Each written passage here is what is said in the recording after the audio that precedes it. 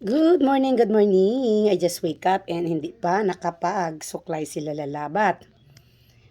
I want to eat my breakfast and share ko lang sa inyo yung kakainin ko for this time and yung mga benefits. So, yung aking for this time is meron akong pakwan or sandia. Then, of course, pipino. A lot of vitamins ang pipino, ha. So, ang pakwan or sandia, as far as I know, is cleansing ito sa ating katawan. Maganda din ito, serve as water, ha. Kung wala tayong tubig, ito na lang. And healthy. At, i-share ko lang sa inyo mga palangga ang benefits ng pipino.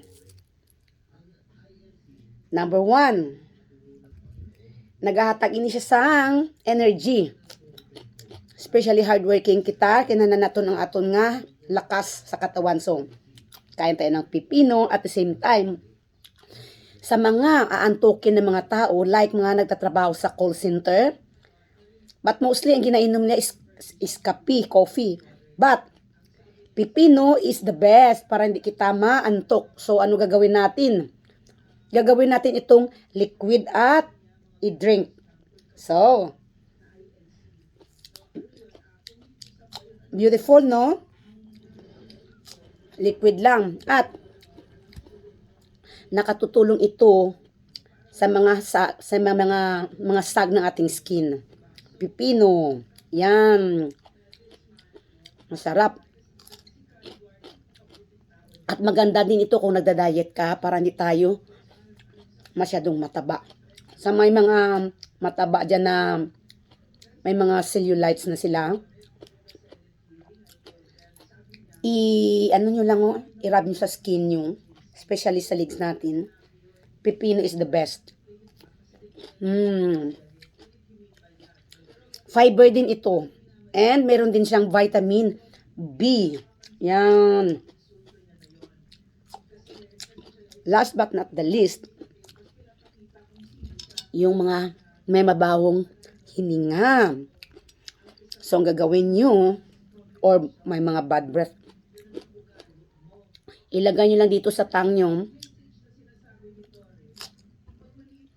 and leave how many minutes. Yan. O sa ilalim ng tang. Na,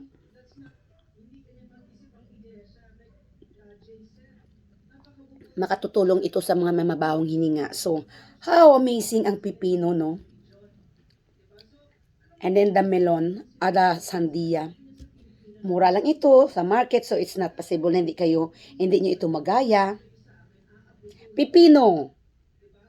Maraming benefits sa ating katawan. That's it. Hopefully, nakapagbigay sila lala ng kunting kalaman. Regarding sa aton, health is wealth. Yan, that's it. And salamat sa lahat ng support dyan. Pakishare yung mga videos namin. And don't skip ads. Have a blessed day for today.